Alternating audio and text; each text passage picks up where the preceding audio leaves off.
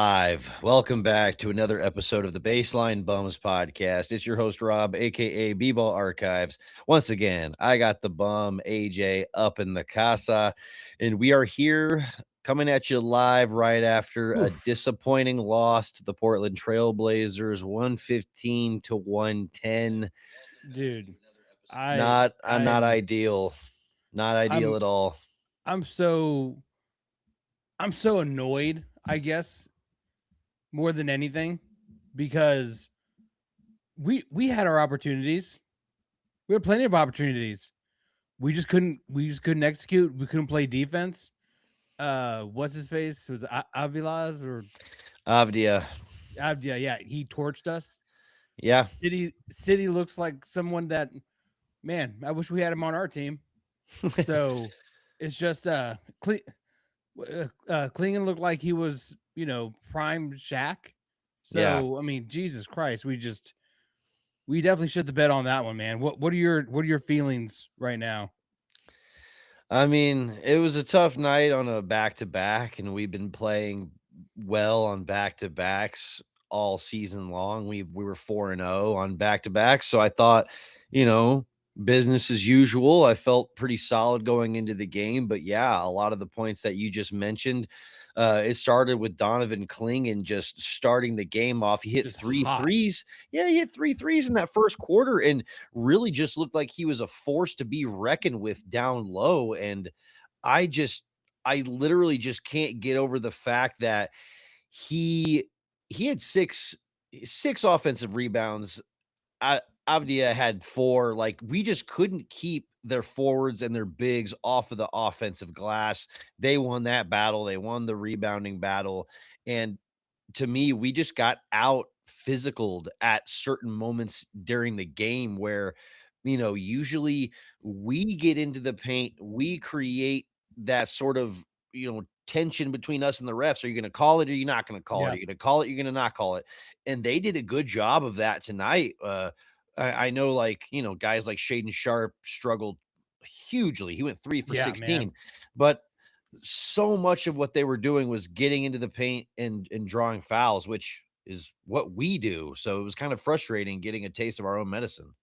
Yeah. Well, and then I don't know what it is, and I don't know if you've noticed this lately, but those paint shots that we were typically hitting in the month of December, we're not hitting now in this little skid that we're going through. A lot of our shots are short, more times than not. And I'm just like, what happened? And dude, that's now we're 1-4 in the last four home games. Like that's not you're supposed to win at home, especially on Pride Night, may I add. And we did not do that. So it's is this team just more of a travel team and they're really good on the road and they just suck at home? Like, are we flipping the script on every NBA franchise right now? I mean, I don't know about that. I think that whether we're on the road or we're playing at home, we're a pretty formidable team.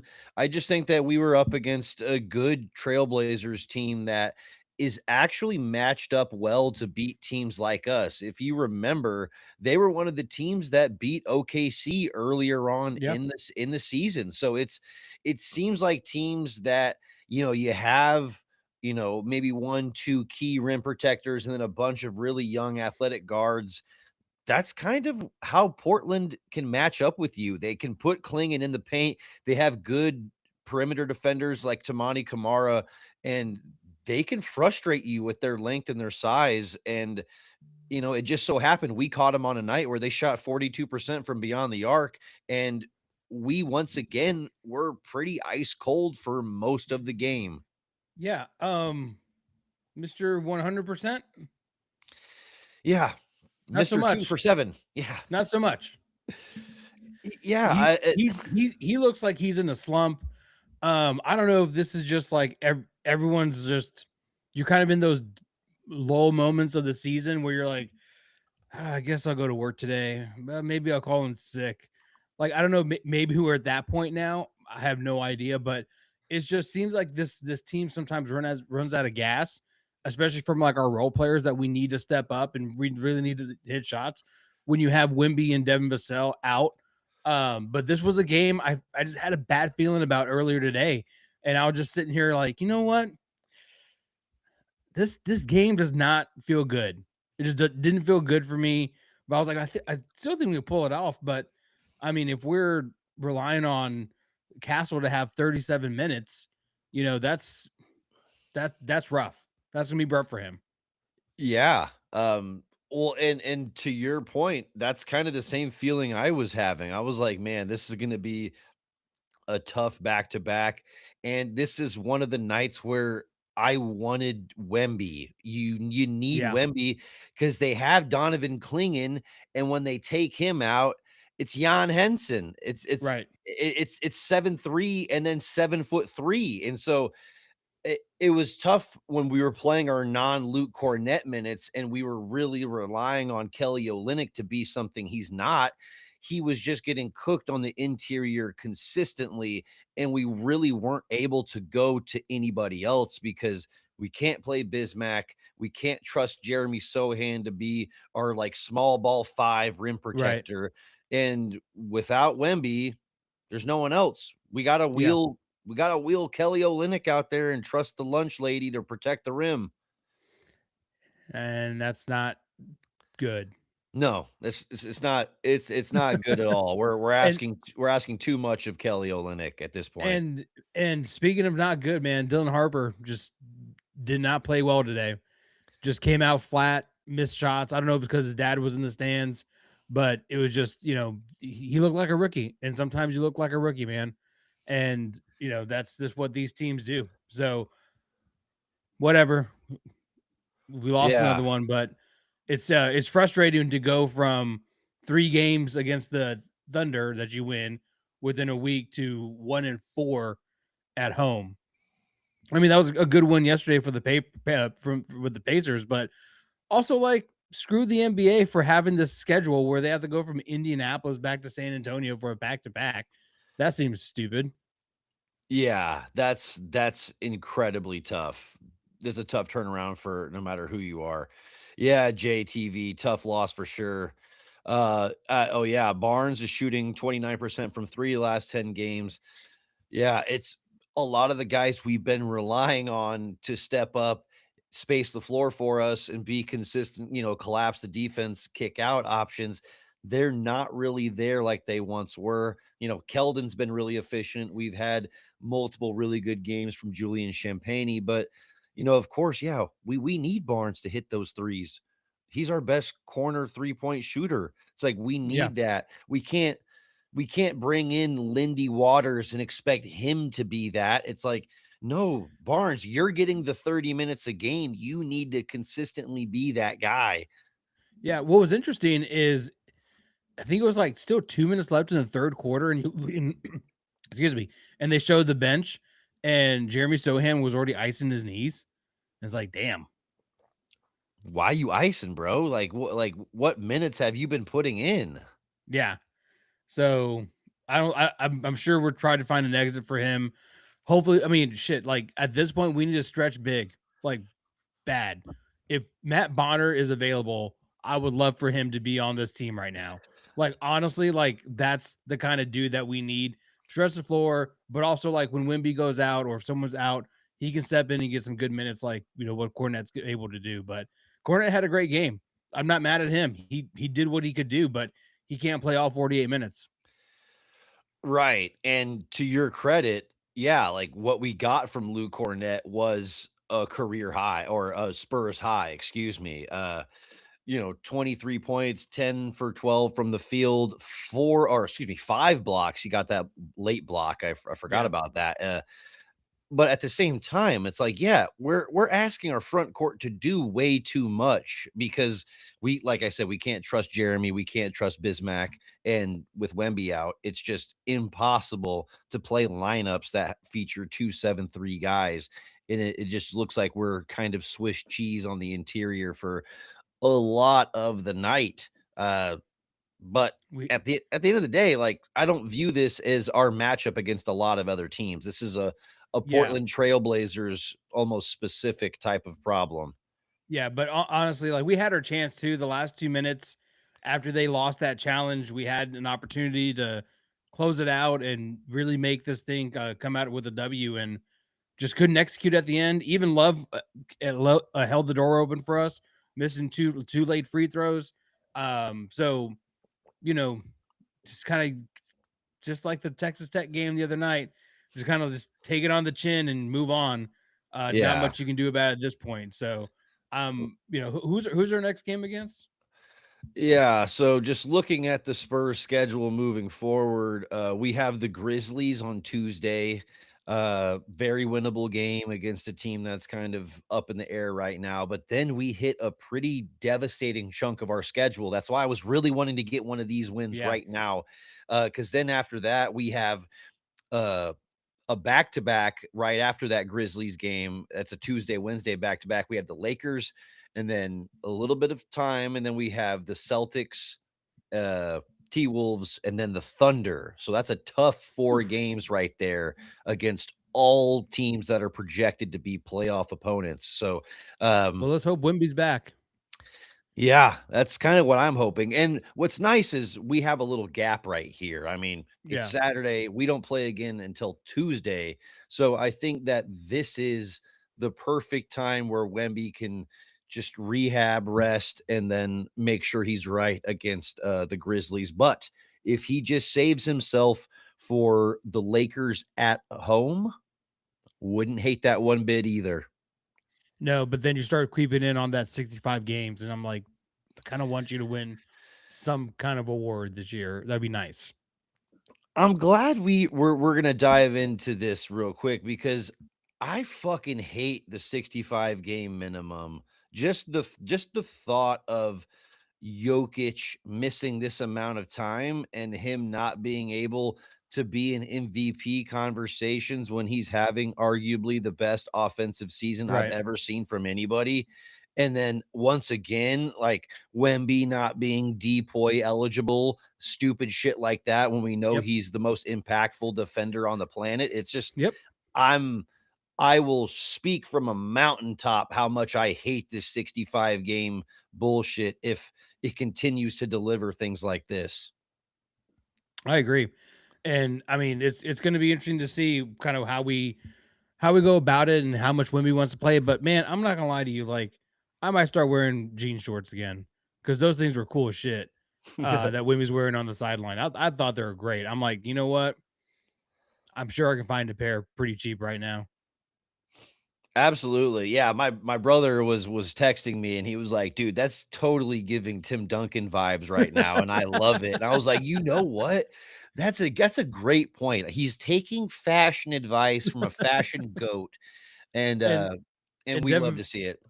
Devin Vassell, Devin Vassell was in his tracksuit season already, and he was rocking that tracksuit pretty well too. So, shout out to those guys. I wish they were in Spurs uniforms, but it is what it is. I gotta say, man, I'm just not happy about the way we played. I thought it was a unfortunate night because it also could have been one of those nights where maybe if the crowd got into it with the Jackals, that they could have like sparked something, or maybe if we would have gotten that De'Aaron Fox dunk early on, that would have sparked this team a little more. So, those small missed opportunities was just like is exactly what we needed in this kind of game. Oh, so we're talking about missed opportunities and blown dunks. So this is when I can talk about Carter Bryant and his lack of finishing. Yeah, Bro, the yeah, dude cannot hang on to the ball when he's finishing at the rim. I don't know if it's a combination of he's just antsy and is overly excited when he's driving to the basket. If so, then we just need to calm him down. But I don't know if it's a combination of that or if he just can't hold on to the ball when he's just trying to dunk it with ferocity because he just loses it. There's been a few yeah. different dunk attempts over the past handful of games where I'm just like, dude, go for the layup. Go just make the easy bucket easy for you. And he's just not necessarily doing that. And I don't know why. Yeah. Dude, like him and Luke Kornet should just do drills together because what Luke Kornet's doing is what we need Carter Bryant to be doing. and maybe he's one of those rare NBA players like Amari Stoudemire who can't palm the ball. Who knows? I agree. It just seems like well, and it made me actually go look this up, and he had bigger than average hands for when he entered the draft combine. And like I looked at his hand size, it said they were slightly above average for forwards in his class. And I was like, okay, so Okay, it's not like he has tiny hands and he just can't hang on to the ball. It's just something is just kind of, causing him to just lose it just when he's going up for it. gets super excited. He's like, ah, I'm not who sure, knows? but But but I agree. But I agree with JTV in your comment. Maybe he just needs a little bit of time in the G League where he can sure, get some reps where he's the man, where he yeah, can just get those 15, 18, 20 shots in a game where it's like, okay, he understands what that kind of gravity feels like, and when he comes back to the Spurs and yeah, he gets those 4, 5, 6 shots a game, it doesn't feel foreign to him. for sure, for sure. But it's all right. We got Grizzlies on Tuesday, so hopefully we can just get back to winning and kind of get this thing back on track. But I will say for a fact, being 1-4 in your last 4 home games is unacceptable. The fans deserve better than that. Yeah, I mean, I think we're maybe reading too much into it, but I do agree. I do agree that like we're playing too good right now to have that be the home product. Uh Yep. and especially when we have the Jackals like you brought up earlier, the secret weapon at home cheering us to victory. We need to be taking advantage of that.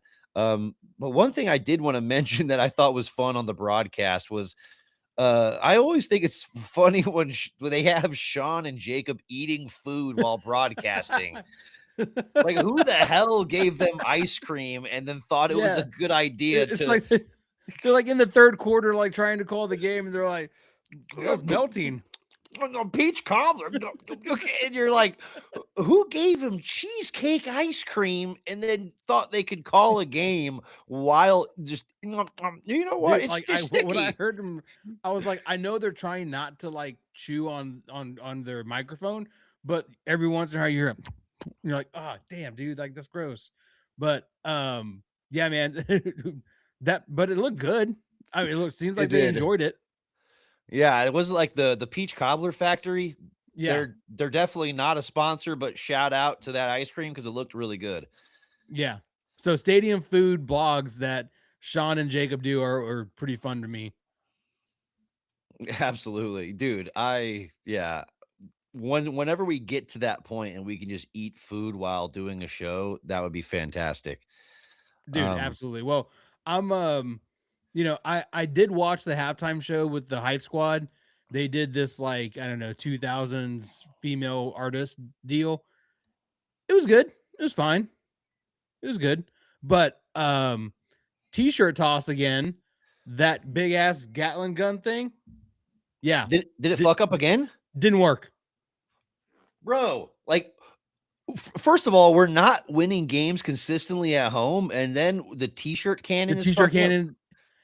And if I'm not mistaken, I think I saw someone post bats in the stadium, so that makes us now what 9-1 with bat sightings in the arena.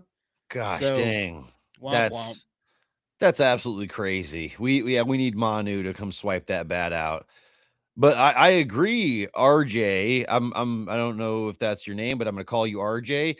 Yeah, we only seem to do it against bad teams, and I think Yeah, that is a mark of a team that has just become kind of at that level where you can play up to anybody. You can beat the OKCs of the world, but you can also play down and potentially get beat by, Portland. You may kind of lose to the have Jazz. yeah, you may lose to the Jazz. You may get there may be some scary moments against a 6-win Pacer team, and you're like, what is going on Yeah. here? And Th- so, Do you yeah, think it's kind of like the kid in Gifted and Talented who like is just too bored in these like average classes and he needs some kind of like, hey, this guy's bored in class, but if we challenge him a little more with the GT, he gets focused and he stops acting up.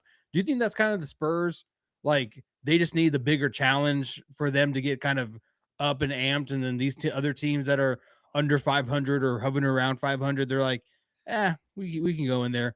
But like if that is their mindset, they're only half a season in. Like you don't earn that respect quite yet, unfortunately. Right. I think to a certain degree, they do need to, like, feel that you're a competitor to get that, like, next level. Like, there's no needing to get them fired up to go play OKC, Yeah, like nothing like that. But, when we're going out to Portland, I don't know that we necessarily have that same killer instinct, and I love what Sean Elliott said on the broadcast last night, not tonight, but last night.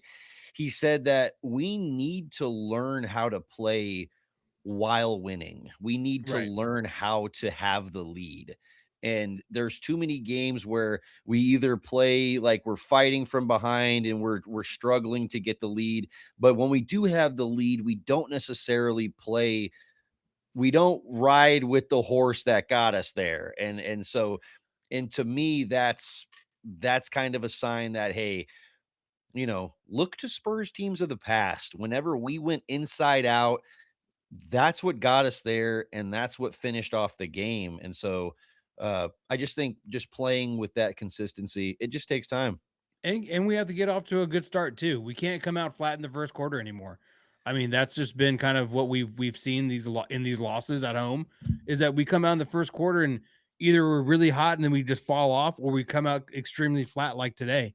And today I kind of expected it being on a back to back, but I mean, damn, like giving up 3 3 pointers to Clingan, that's not going to win you very many games, unfortunately.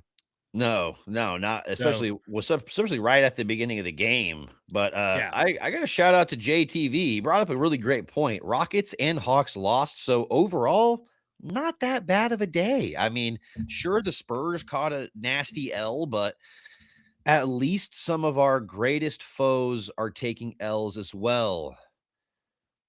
yep. So we're all good. What's that say? Says what?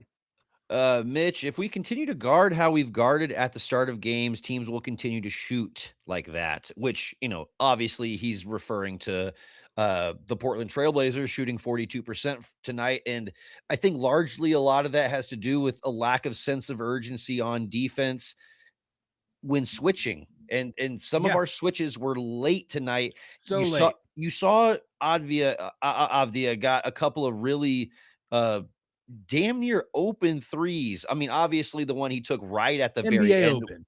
Right, right. Obviously, the one he took right at the very end was contested, but a couple before that, almost wide open. Tamani Kamara, same thing. He got a couple of really easy open threes. So I think a lot of it is our closeout. And Oh, it's 100% our closeout, especially when you in the fourth quarter when you have Champagny closing in on a double team and Harrison Barnes is nowhere to be found, and they hit a 3 pointer that puts him up by I think a 6 at the time. So you're in those moments where like, yeah, our slow rotation is what lost us the game. So, um, fix this shit, fix it. yeah, fix it and give us these wins back. No, but I mean, we said it earlier in the show. I mean, this Portland team is a nuisance for teams like us. That's why they got that win against OKC earlier on in the year. If you have a team that has a bevy of really athletic guards, they can throw some pretty lengthy wing defenders at you to kind of ruffle your feathers. And that's what happened a lot tonight. And just another night where we just didn't live up to our 3-point shooting. So we gotta do better. We gotta do better. I'm just gonna say this, and then we can put a bow on it. If you make more shots, you win more games. That's you know what? That's great basketball philosophy right there. I think you should be an NBA coach. Yeah, man. Do you have any dunks today? Um, I I do have a dunk. I want to dunk not necessarily on anything in particular, like a specific thing, but more so a feeling.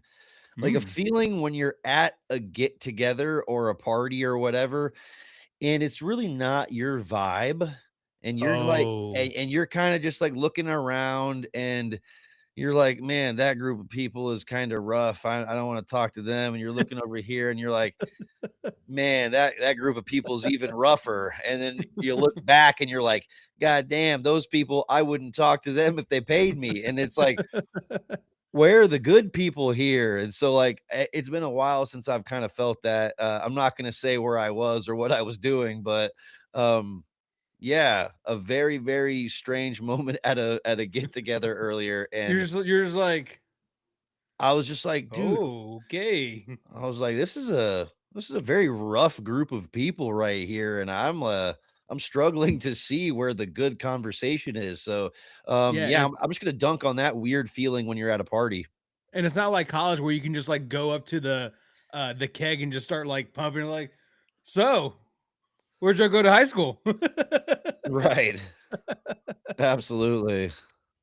Yeah, well, that's well, it's I'm gonna say like I want to know more about this, so I hope you tell me off air like where you were at and like kind of what you were doing because I'm very curious now. Because you're not someone that's like a shy person. You can't be shy at 6'6". I'm sorry. no. No, of course not. Of course not. But yeah, I will definitely shed some light on this. But do you have a dunk, my friend? I do, and I'm gonna double down on. Hey man, t-shirt cannon guy. Like you can't have the coyote in center court during the t-shirt toss going fuck. Like He's just two shit in the nights in a bed. row. 2 nights in a row, like that thing's fogging up and shirt's supposed to be coming out, and all it is and then then his handler, that one of the assistants has to come with that little paintball gun thing, and he has to go back to like go Spurs. Right. That so I'm dunk on that, and also dunk on the NBA schedulers for making us do. And I'm sure there's another stupid back to back coming up soon where we have to go from one place to another like that. But I mean, if you're gonna make back to backs like that, at least put them somewhat closer together. Indianapolis isn't a super far flight, but I mean, it would be nice if it was like what they did, and they played the Pelicans, not a far flight from to San Antonio. Have us play, Houston or I don't know, New Mexico or whatever. Well, I mean, uh we have a back-to-back next week, kind of an annoying back-to-back. We play in Boston, and then the next night we are in Minnesota. Yeah, it's stupid. So yeah, so not exactly super smart, but at the end of the Oh, they're gonna day, have the. I hope they have the Prince Court for that game. That'd be fun. I've seen that Prince Court. It's dope, I have, dude. It's dude. sick. That's lit as fuck. It's pretty dope. Uh, Reminds me of Stranger Things at the very end. I probably won't finish that show, but at the same time, I've seen enough of it online to where I kind of think I know what you're talking about.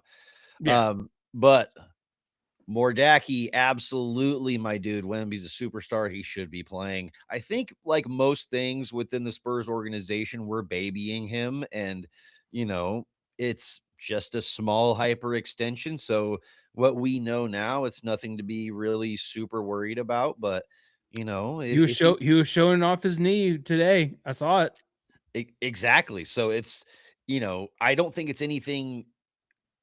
Oh, it's just the injury is more serious and it's led to be. It's nothing like that. I think we're waiting for the right game, and it wouldn't surprise me if it was the Lakers game at home coming up. Yeah. I'm here for it. Yeah, it wouldn't surprise me if it was, Yeah, Wimby will play. LeBron will sit out. No big deal. yep, fans will be happy. Happis. Yes, yeah, seriously, just all the pissed off fans. We came to see LeBron. Um, but at the end of the day, I agree. We all want to see Wemby playing and especially on a night like tonight. Certainly could have used him when we're playing a team Big that's got time. 2-7-3 guys. God damn it. But hey, quick flowers I want to give. Shout out to Thiago Splitter. Yeah. I actually do like to see him. sort of have some traction as a successful NBA coach because he always was a smart player Yeah, and he always was in the he had to right be. spots. You're right. He wasn't a great athlete. He wasn't somebody that was high flying or super quick. That's kind of what Sean said on the broadcast. He was like, he was serviceable as a big man, and then he was like, really skilled big man. You're like, you just called him serviceable, dog.